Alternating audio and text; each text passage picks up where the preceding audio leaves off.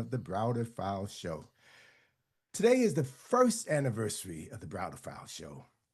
And before I blow out my imaginary candle on my imaginary birthday cake, there's several people I would like to thank. First of all, I'd like to thank Nkechi Taifa for selecting me to fill her Wednesday afternoon time slot after she had been in this spot for 2 years and decided to move on and do some other things. And she said, Tony, I want you to fill that slot. That's how I got here.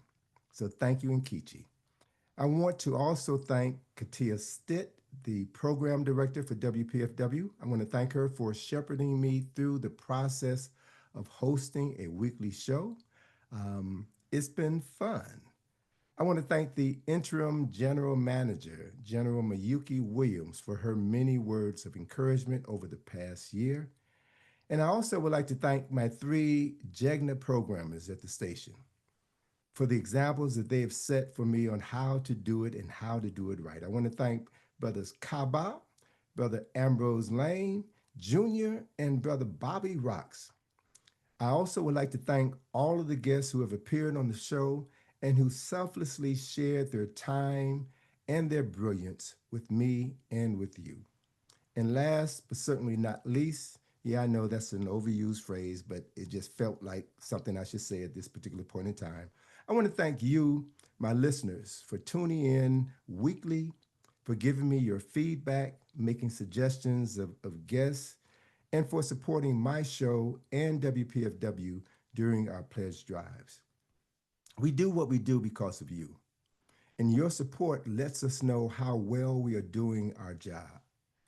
We have a symbiotic relationship, WPFW, the programmers, and you.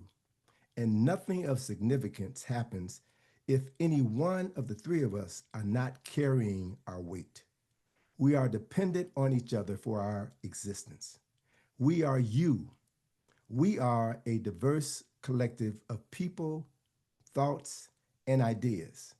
We are e pluribus unum, one out of many. We are the perfect model of diversity, equity, and inclusion.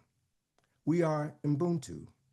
We are because you are, and you are because we are. You sustain us. This is a reciprocal relationship, so we sustain you. So with that said, let the circle of our collective consciousness be unbroken, and long live the spirit of WPFW. Ashe, Ashe, Ashe-o. And that is my birthday wish for today. The candle has been blown out, and now on with the show. And what a show it is, what a show it will be. My guest today is the incomparable Dr. Carol A. Penn, who is a dancer, who is a doula, who is a doctor, D.O. by design. And we're going to talk about building ancient wisdom, bridging ancient wisdom to modern medicine through culture, movement, and mind-body practices. Let me tell you a little bit about this sister. She's a bad sister. Dr. Carol A. Penn is a physician, a dancer, and an educator. She has devoted her life to exploring how culture, movement, and consciousness shape the art of healing. She has studied and taught across two incredible careers. First, as a professional dancer and choreographer with Alvin Ailey, and now as an osteopathic family physician and global health leader. Dr. Penn is assistant professor of clinical sciences at Rocky Vista University's Montana College of Osteopathic Medicine, where she founded the department and designed 5 innovative courses that integrate mind-body medicine and reflective practice. She is a faculty member and supervisor with the Center for Mind-Body Medicine Africa, with a focus on Mozambique, Kenya, Uganda, South Sudan, and Tanzania. In addition to all of that and this outstanding career in medicine, Carol is also a TEDx speaker, an international lecturer, and a best-selling author. She is, in my mind, a female Imhotep. She is a 21st century multidisciplinarian, and it is my pleasure, it is my honor to introduce Dr. Carol Penn. Carol, how you doing?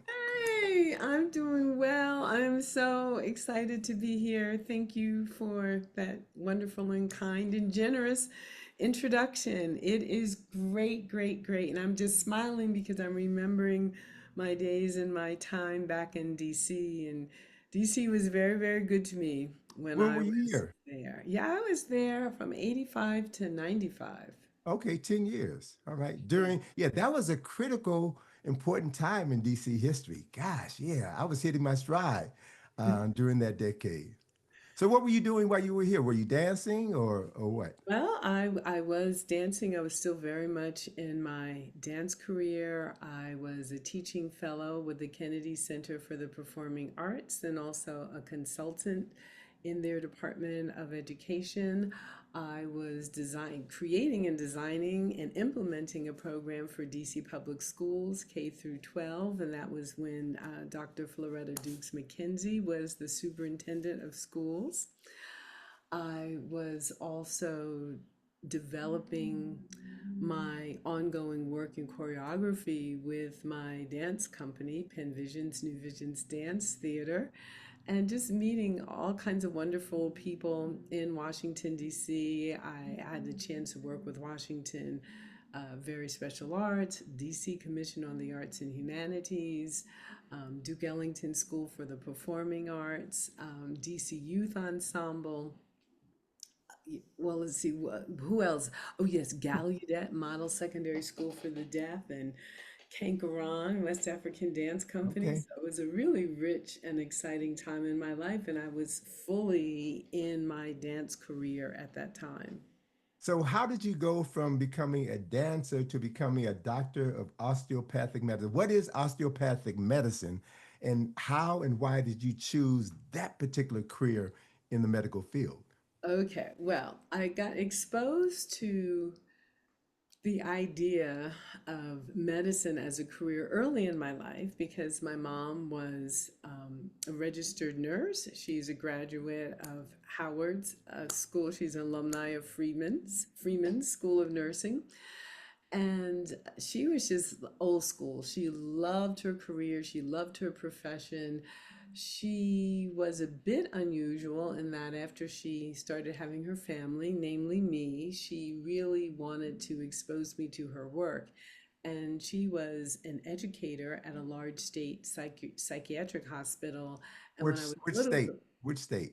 New Jersey, the Okay. great state of New Jersey. We So just she elected was. their first female governor yesterday. Let's hear it for New That's Jersey. right. Hmm. That's right. And my mom was the first African American director of nursing in the state of New Jersey and the second in the United States. Right on. So, kudos to New Jersey for, when you see a good woman, you just got to let her There be you and let go. her have her reign and do her thing. And my mom was definitely always a leader. And she always spent so much time talking to me and educating me and bringing me to work. So my early exposure was as a little girl, and had my memories maybe go around about 4 or 5 years of age. And initially, I decided I would be a, a doctor or maybe even a nurse. But my mom, interestingly enough, she never encouraged nursing. If anything, she encouraged medicine. But I love the way the doctors and the nurses looked and smelled. It smell. Right, they smelled so clean and they were in these crisp white uniforms. That was in the day when the women wore the caps and the white Mm. uniforms. And of course, when I was a little bit older, Diane Carroll Ah, was. yeah. Yes, and I was like, oh man, they just look so amazing. And the other thing I loved it as a child is I loved the way they sounded. Julia, right? Wasn't Julia the name of the show? It was Julia. Yes, That was yes. the name. Okay. And she was On an NBC, RN. on NBC, which is the station that my mother worked for in Chicago. Yes. Yes, Hmm. yes. And so it was all of these things that were impressing this little child's, visually, the way they sound, the way they smelled. And I remember, my mom just, she just had this really clean smell about her. And I used to love when she would pick me up and hold me and kiss me. Mm, And it was just all the things, and the bright white starched uniform and the sound of this uniform. And it was like, wow, because to me, that meant power. mm, And the people who look like that and sounded like that, they seemed to have power. I don't know what was going on, but they seemed to have some sort of presence. I hmm. was very sensitive to that as a child.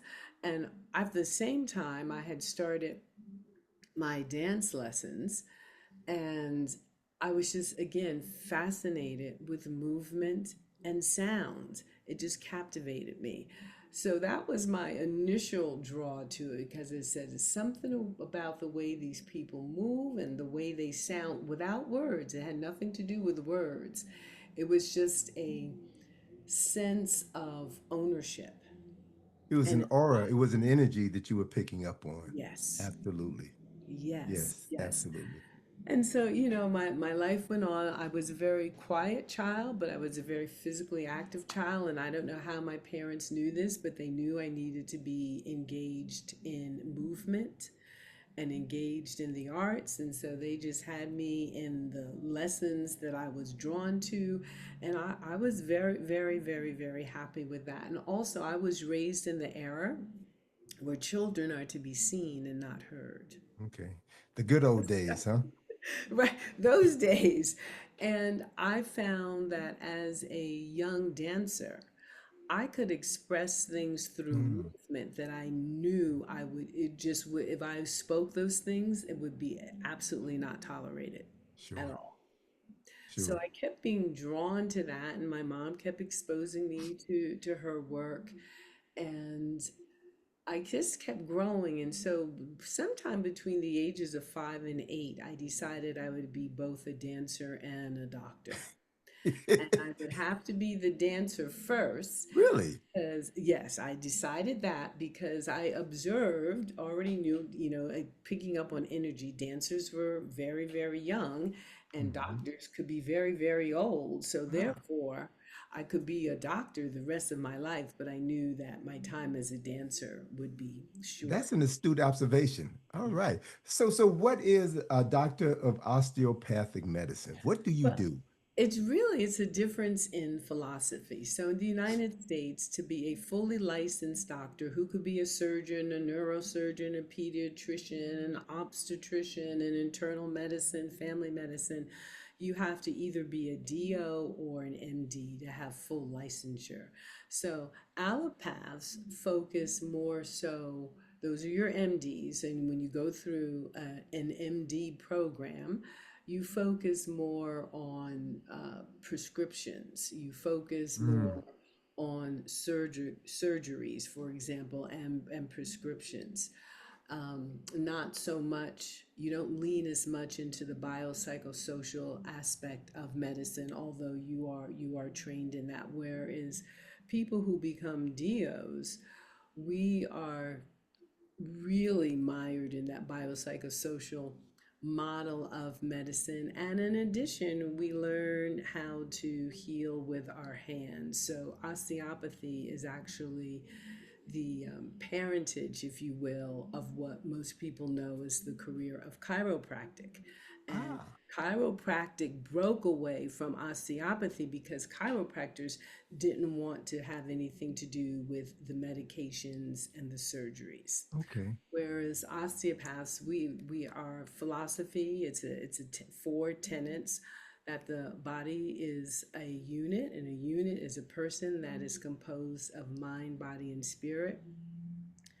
Form and function are reciprocally interrelated, and that the body is capable of self maintenance, self regulation, and self healing. And four, rational treatment is based upon understanding the first three tenets Mm. and then applying them in a whole person context. So I assume then, based on that wonderful definition, I feel enlightened just having you share that.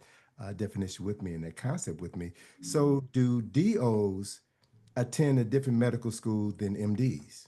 Yes, there are osteopathic medical schools and then there are allopathic medical schools, just usually called medical schools without, Sure. defining that they're allopathic.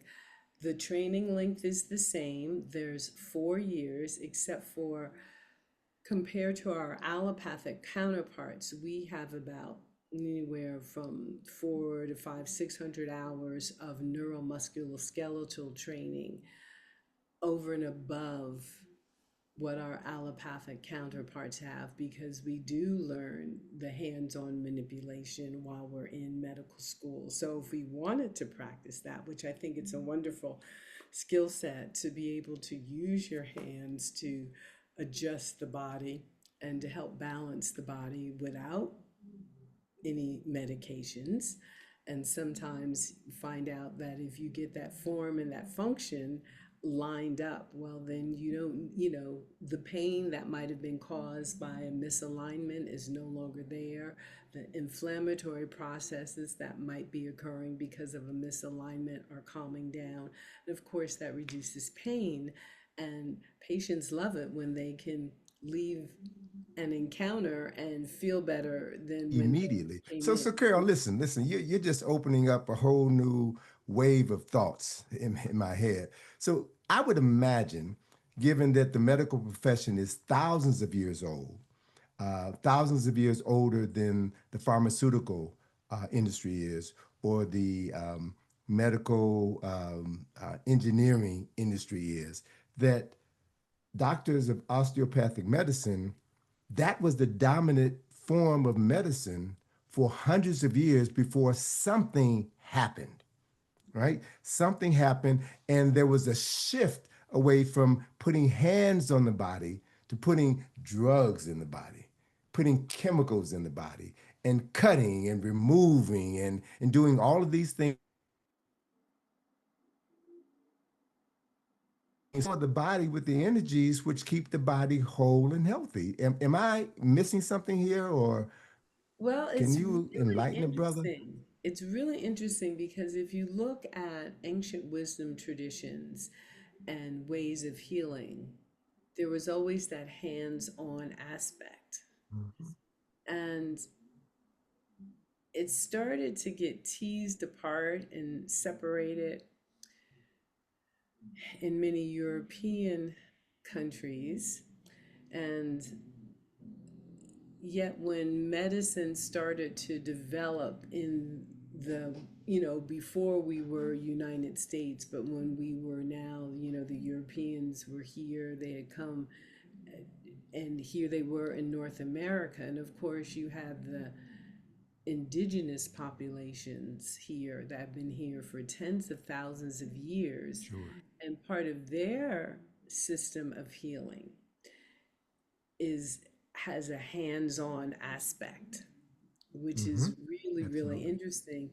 And when you look at the history of Andrew Taylor Still, that was the founder of osteopathic medicine.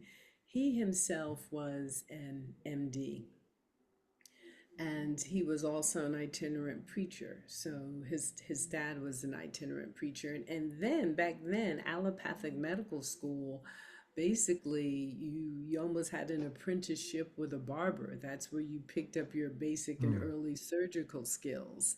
And then Hmm. they were doing things like bloodletting and Hmm. using, mercury, all kinds of things that were actually poisonous to the body. And if you survive the application of the poison, or if you survive the rudimentary surgery, well, you might get better. Well, Andrew You Taylor might get better. Still, and again, there were no antibiotics, and he experienced a tragedy, if you will, in his family. And so here he is, he's a medical doctor, and his family contracted meningitis. So his wife and four of his children succumbed, and he went into a depression. He said, I know all of what there is to know Hmm. in medicine, and I wasn't able to help or save my Mm, family. There's got to sure. be something else. There's got to be something more. Now, the what was also going on in his life is he was around a lot of indigenous people. I think the Shoshone, he learned how to speak their language, and he was also observing their practices. And he wasn't an arrogant man. He had a respect. He said, well, these people know something. They've been here all these years. And the fact he says, I want to understand their thinking. So he studied their language, he studied their culture. And I do believe that he came up with the first tenet of osteopathic medicine, that a person is composed of mind, body, and spirit based on his interactions and what he was learning from the indigenous people Sure. that That makes sense. surrounded him. And then he started experimenting. First, he experimented at one of these serendipitous occasions. He was a person who suffered what we would call migraines these days, and he was having one of these episodes. So he lay down and he just put his head Mm, just so the upper neck and head were supported, and there was slightly lying with his head chin tilted upwards. And so he had created a little bit of traction.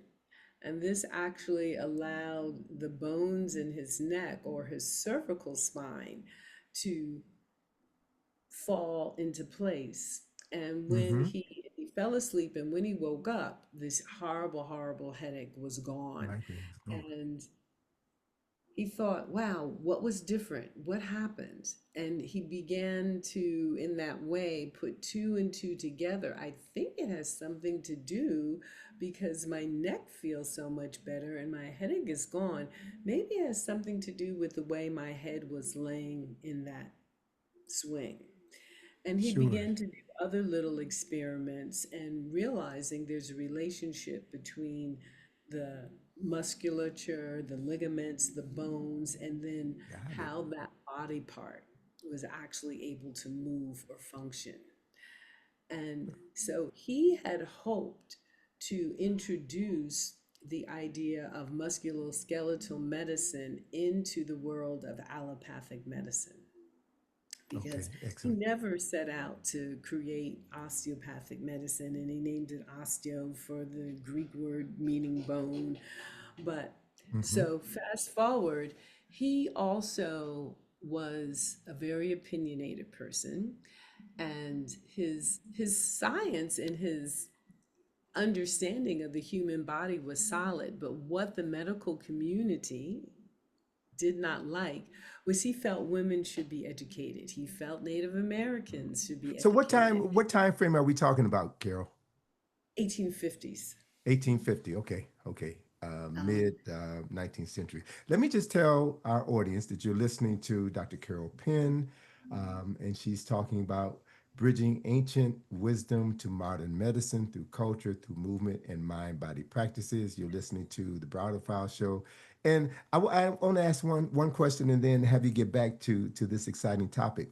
I had heard from someone in the medical profession that it was John D. Rockefeller who financed the first medical schools, and that decision. Could you elaborate on that?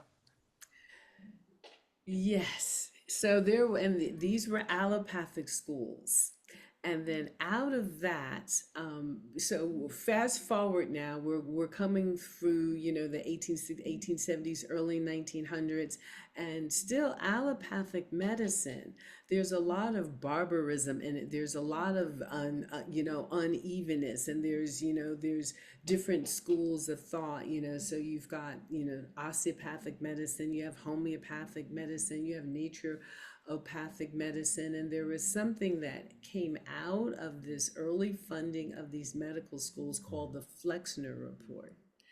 And it was that report decided really what was going to go forward as legitimate medicine. And they decided that there was going to be medical schools were going to have a curriculum, and the curriculum was going to be more uniform, so you wouldn't have such uneven experiences. You could go to one doctor who knew more or less what they were doing, and then turn around and go to another doctor, and they were calling them both doctor, but you have a Hmm. completely different experience. So Sure. that was the beginning of what has become the national standard, where you go to medical school and you go for 4 years. And after 4 years, back in the day, at one time, you could become a generalist and you didn't have to go any further.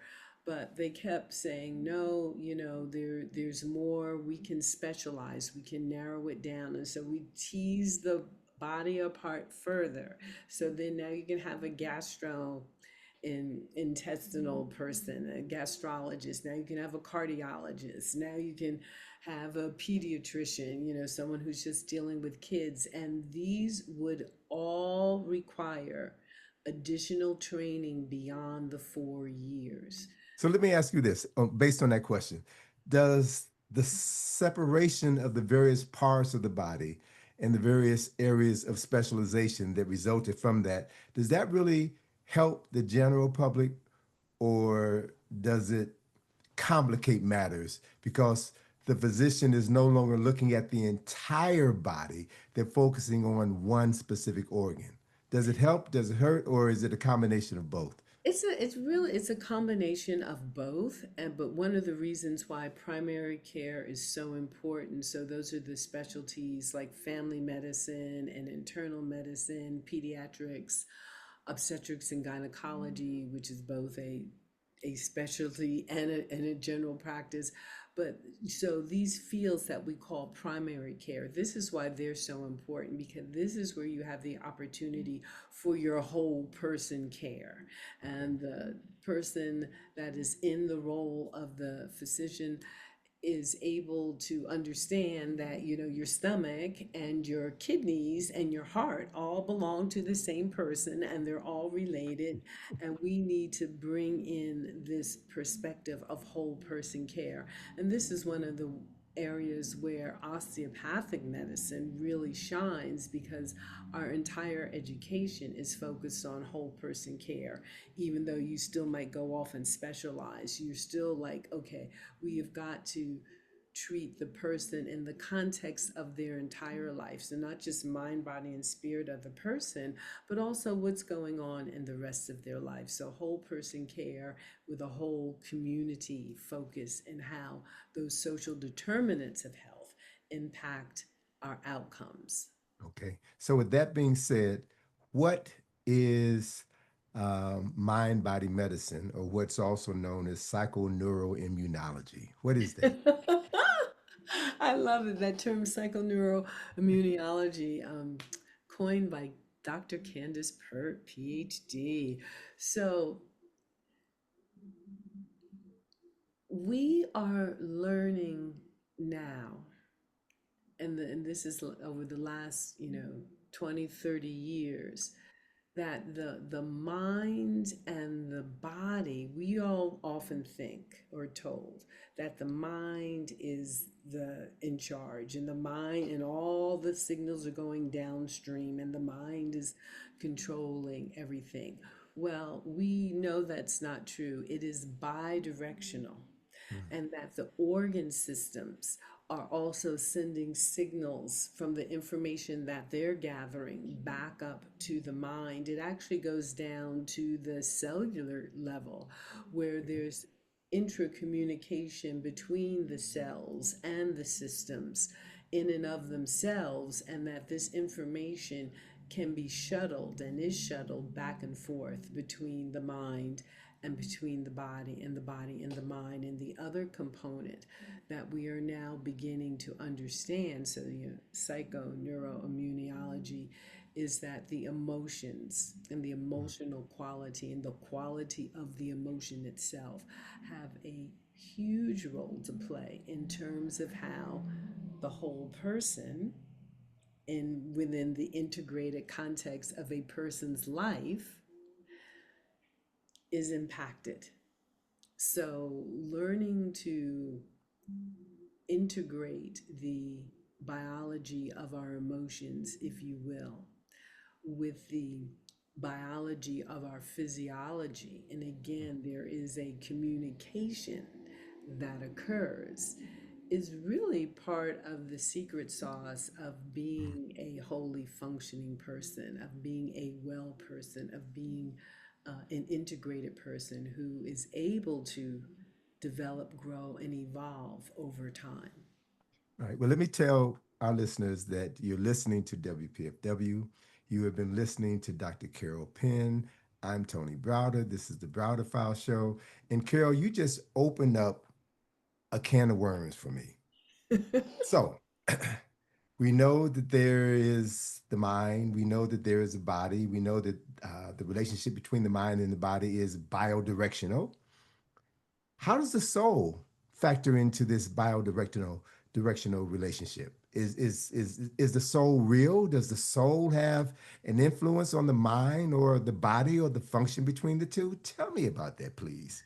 Well, I believe that the soul of a person is, it's a whole world, a whole entity of itself, and the soul is informed by the interaction of the psychoneuroimmunology, and the soul in turn informs the psychoneuroimmunology. That's just a pathway of connection where the person, if you will, the mind, body, and spirit of the person can communicate with what some might call the soul force, or the activating principle that is the foundational spark of life, if you will, that Mm-hmm. man has not been able to totally define as yet.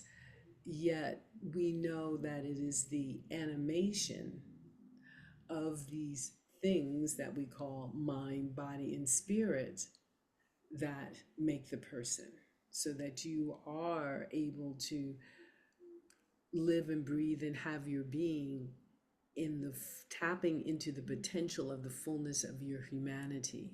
Because it's Okay. without this spark, in some ways, perhaps, that we would be monstrous, right? Okay. So Carol, let's do this. Let's take an imaginary journey and let's leave Washington, D.C., where I am, and Montana, where you are, and let's mentally jump on a plane and fly over to Africa. Let's fly over to, say, Mozambique Mm, or Kenya. mhm, I'm sure the healers there have a different interpretation of healing. And so, since you are a faculty member and supervisor with the Center for Mind Body Medicine Africa, how do your African physicians and clients respond to a different interpretation of the body and the soul and the mind and the interrelationship between all three? It's really, really fascinating. What I've been experiencing and what I'm seeing. Um, First of all, I'll just go sit in Kenya for a moment amongst the Maasai, who are such a powerful, mystical people who have figured out how to live with nature. Just fascinating to witness that, they can herd their sheep, their goats, their cows, keep them alive, defend them against lions and cheetahs, and I just, it's like it's a whole thing, right? And they can also have the ability to sustain their physicality and walk 20, 30, 40 miles in a day. And when I was there recently, I found out that they have a ancient system of healing that's very similar to acupuncture. Hmm. And it is practiced amongst the Maasai warriors, the young men in particular. when they live in these groups of cohorts of young men that just learn these incredible things, and at one time, becoming a young man or admitted into this warrior class, you had to kill a lion. Well, Hmm. the lions have become endangered, and they're still trained to kill a lion in close combat. However, they've become the protector of the lion and the conservators of the lion. And, they just understand their oneness with nature in deep and profound ways. And so they, in many ways, when introducing the concept from a Western lens of mind, body, and spirit, they understand that spiritual level Yeah, and absolutely. that soul level. Um, they could all almost get PhDs in it Mhm. because they really, really understand that. So, when I'm there and I'm sharing and I'm talking about breathing techniques, and I'm relating it to the vagus nerve and to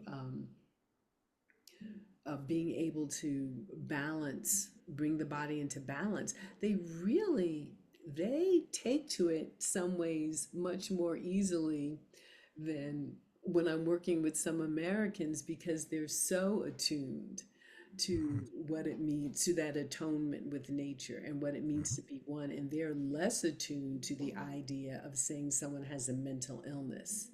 They've, So let me ask you, let me ask you this. You're painting a really marvelous image in my head. We traditionally think that Western medicine and Western doctors can save African people because they're backwards, they're uncivilized, they don't have all of the technology and the sophistication and the sterilization that we have. What can they teach us? oh my goodness, they could teach us so many things. If we want to save Mother Earth, we need to go sit with some of those Maasai Mm, in Kenya and learn how to live at one with nature. Learn how to move in such a way that you don't even disturb a blade of grass. I mean, just watching them move through the savannas and these dry grasses, and you don't hear them coming. All of a sudden they're just there, they mm, appear, and they have learned to again survive from the waters coming from Kilimanjaro, and how to irrigate the crops, and where these waters go underground. We could learn how to save our planet. They are great conservationists, and this is just a part of their culture. And it's so interesting. The world knows Kenya pretty much from its renowned runners. And true. this past weekend was the New York New City York. Marathon, an event Yes. that I love. And the top three women were Mhm. Kenyan, and the top three men There you were go. Kenyan. And after going to Kenya and just seeing, and Kenya is very, very, very hilly. So the New York City Marathon is one of the most difficult marathons to run because it is hilly. Well, when you grow up in an environment that's hilly, and so they're training without knowing they're even training, True. because they're constantly, they don't there's out in the rural areas, they just don't have the cars and the mopeds and the transportation. There might be a bicycle or two out there, an occasional moped, but for the most part, from the time you can walk and your little feet touch the ground, you're walking 15, 20, 30 miles a day. And so when they go on to train to become runners, their whole bodies are already primed to go these distances, to be able to go up and down these hills. And so the difference between other distance runners and the Kenyan runners is that the Kenyans, even when they're not training, are training because the True. environment itself, they're in this ecosystem that just has your training 24/7, where other people who are training for long distance running, they have to go do something, they Mhm. have to go take, follow a prescribed program, where Sure. because the environment itself isn't just giving it naturally. So it's the difference between doing and being. And so again, if we wanted to become extraordinary physical specimens in a sense, we would begin to create environments that support that. So you don't have to go do this, you just become it by how your environment is shaping you, and you in turn shaping the environment. So there'd be that more natural conversation between you and your surroundings. And that's something that they could teach us. All right. Well, let's drill down on that because you have your feet firmly planted in two different worlds, in two different societies. You have experience as a dancer, as someone who expresses themselves through movement. You're dealing with the movement of energy through the body and the various interactions between the organs within the body. Given what you now know, what you have learned throughout your life, what advice can you give people listening to this program right now on what they can do, specific things that they can do to become healthier? Because we're moving into the so called holiday season. And from what I understand, more people die of heart attacks between Thanksgiving and New Year's than any point in time of the year. We eat ourselves to death. We engage in what Tom Burrell referred to as chewicide. We're eating food which has very little nutritional value. We gorge ourselves. We don't exercise. And so, come the first of the year, uh, our bodies are saying, "You have betrayed me." And Yeah. our bodies are moving in a different direction. So, what advice can you give our listeners as to how they can best prepare to make it through this upcoming holiday season and begin 2026 on the good foot? Okay, well, you've actually said the two things that I invite people to become more aware of and pay attention to, and that is what you're eating and drinking, and then also how you're moving your body. Now, we could do a whole show on either one, but Let's ba- start with eating first, let's and start with let's so start we with got 10 more minutes left. So okay. So I highlight what we should do with regards to food, and then I'll bring you back so that you can unpack it in more detail. We'll okay, do that at a later tape.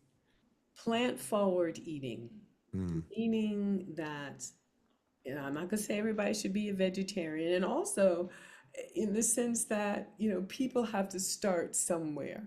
So plant forward eating, if you could start to become aware of the vast variety of fruits and vegetables. Most people live and die only eat, four or five, and they just eat the same over and over again. But there's such a variety of fruits and vegetables. So if you could think, well, let me get more of the good things in. So I am And going what is good? Define so good, good is please. good. So good is, let's see, think Mediterranean diet, think African diet, Hmm. where if I can put um, a complex grain on my plate. So instead of white rice, let me do red rice or black rice, right? So you can start to swap out instead of maybe just having iceberg lettuce. I can try a little romaine and arugula. So I'm going to have, two different shades of green in that salad that I'm going to consume. And I'm going to look at my plate, imagine my plate as a circle, and half of that plate is going to be my my vegetables. So I'm going to have a broccoli, maybe I'm going to have some cabbage, maybe I'm going to have some string beans. And then I'm going to think of making meat as a condiment. So I tell people, hold up your hand, and you don't want your portion of meat to be any larger than the palm of your hand. So we'll start there. And if you can swap out meat, if it's beef or pork, and maybe bring in a piece of salmon, or maybe bring in a skinless chicken breast. So again, sort of taking people where they are Hmm. and then helping them get more of the good stuff in. Or if you're a person that has a soda and chips with your slice of pizza, maybe instead of the chips, you're going to have a small side salad with your slice of pizza. And maybe instead of the soda, you're going to have water ideally, but if you need to have something that has flavor, it will be, 0 calories type of thing, and it won't be a soda. So there, depending upon where you are on that wide spectrum, you can always improve, and you can improve gradually. I had one client who was struggling, all the things. And I said, well, what can we start with? And she says, well, I drink X amount of sodas every day. And I said, well, I would like to start with the soda because I understand that it's got way too much sugar and sugar is bad for you. So, doc, I'm going to pick soda. So we went from 3 sodas down to 1 soda. And she came in, follow up. She says, I haven't changed anything else, but I'm starting to lose weight. Why? Because, soda's full of calories with all that sugar. And so just in that changing one thing, and she says, do you think it's because I'm not drinking 3 sodas a day? And I said, well, could have something to do with that.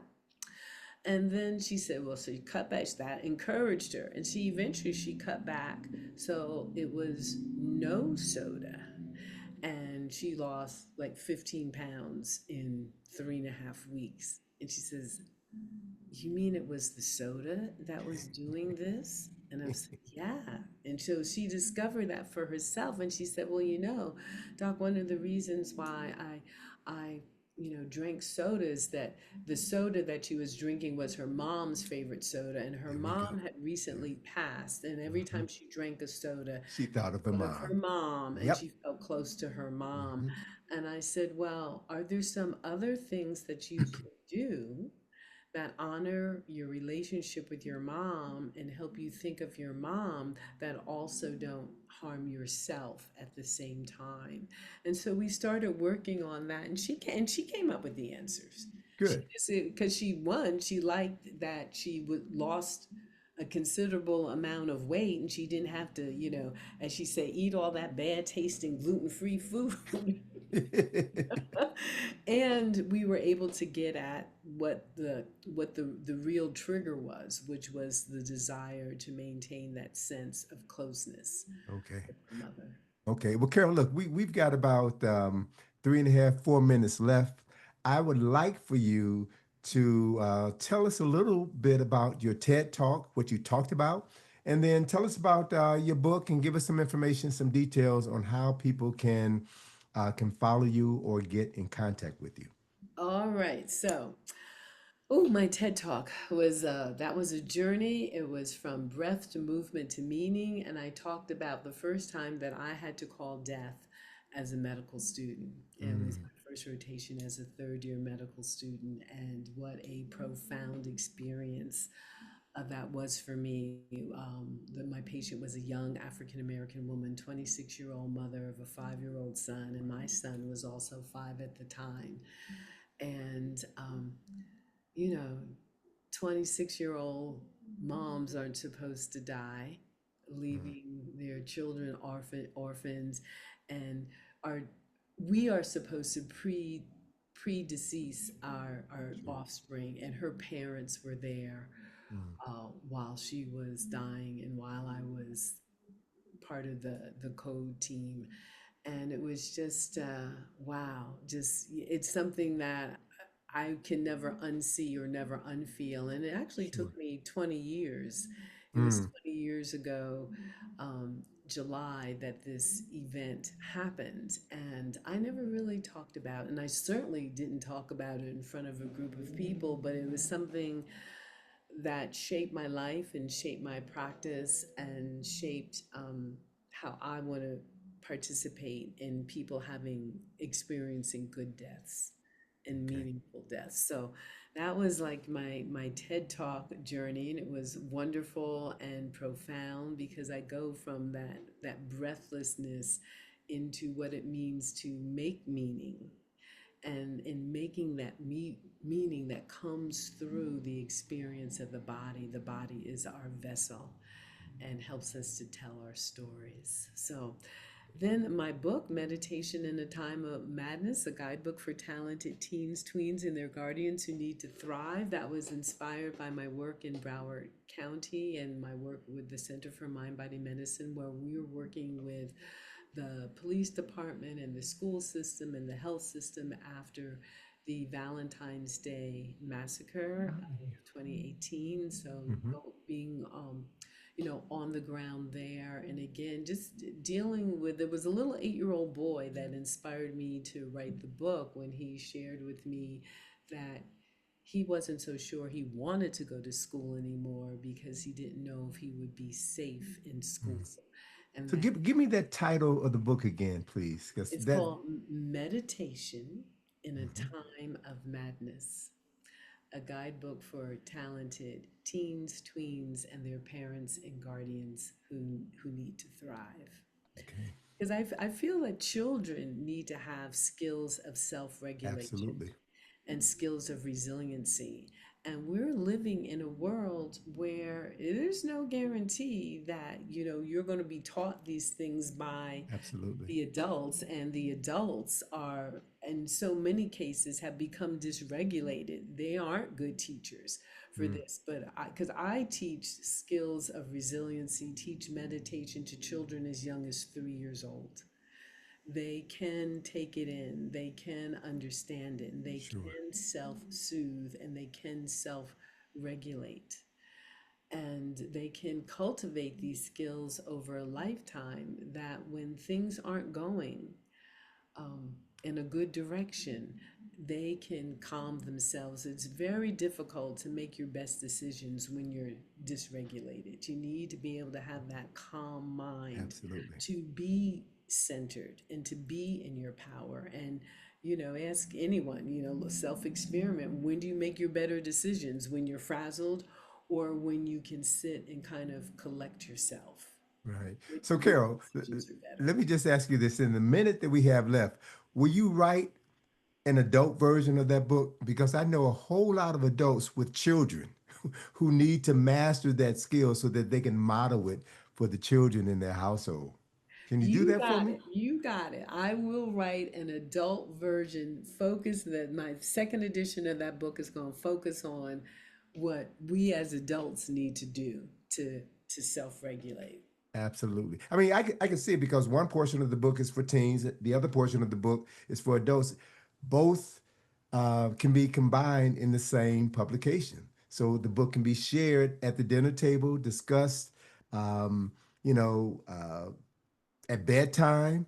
Yeah. And this is what we need. This is what we need. So, Carol, listen, it's been a delight. It's been a pleasure talking with you. How can people reach you if they want to extend this conversation and talk about some matters that are personal to them? Well, you can follow me across social media on Facebook, Carol Penn, or Dr. Carol Penn. I'm there both. Instagram, LinkedIn, Dr. Carol Penn. Reach out to me, and old school, email me. Email me Dr. Carol at drcarolpenn.com. So DRCAROL at DRCAROLPENN.com. So just, my first name, Dr. Carol. Well, yeah, doctor. Is it DR or Doctor? DR, just DR. Okay, great, great, great. And so yeah, I'm looking here at my text, and Mayuki, the general manager, gave me 1, 2, 3, 4, 5, 6, 7, 8, 9, 10, 11, 12 clapping hands, a thumbs up, and a heart. um, wonderful, and, wonderful. and and and you all are homegirls. You all have grown up in the wonderful state of New Jersey, and Yes. I would not be surprised if she reached out to you soon. You all are two souls cut from the same spirit. Oh, I would love Yeah, that. I welcome that. So yes, bring it on. Let's have that embrace, right? fantastic, fantastic. So look, I want to thank you so much for being my guest. And I'm going to ask you to make a promise to me that you will come back and discuss food. And what was the other topic that you said? Movement. We Movement, to really, discuss food you and know, movement. And also listening to you talk, there's a third component which I would like to have you explore, and that is meditation or the mind or things that people can do to stabilize their emotions so that they can yes, think clearly, speak clearly, and act clearly. In a time yes. of madness, we all need that clarity. We all can benefit from what Dr. Carol Penn, the Imhotep of the 21st century, can give can give to us. So it's been a delight. It's been a pleasure, and we're going to have you back. I I'm sure. promise, gladly. Okay, Such an honor. I know you're busy, so maybe you can look at your schedule and give me some dates that may work for you, and we'll plug it in because I'm a person growing up, having grown up in a predominantly female household. I love sisters. I love the brilliance of sisters. I'm not intimidated by sisters. I love brilliant, strong Black women. I do. So whatever I can do to showcase you and your talents and have you share your wisdom with our larger community, I'm going to do that. You'll have a space where that can be done. And I know we all will benefit from what you have to share. So I want to thank you so much, Carol. Thank you. And thank your husband for sharing you with us for this past hour. And I will be in contact with him soon. And we look forward to having you back. So travel safely and you shall return. All right. Thank you. Ubuntu, in the spirit of Ubuntu. I say. So, listeners, I want to thank you all for celebrating my on-air birthday with me. I trust that what you heard this evening brought you some joy, brought you some comfort, added some value in your life. And if you can, I know some of you can help WPFW by making a contribution. The station came up a little short in their pledge drive. Whatever you have to offer, please give it. This is the season for giving. You give to someone who gives so much to you. So do what you can to continue to support this station. I will be back next week with another exciting guest talking to you about more that will sustain you and sustain your soul. So, with that, thank you for sharing my birthday with me, and let us have many more birthdays together. Khalil, my brother, take us out with Maurice White and give us some of that love that he always talks about. This is Tony Browder, and I will see you all and speak to you all next week. Peace. All the beautiful things around you, the trees,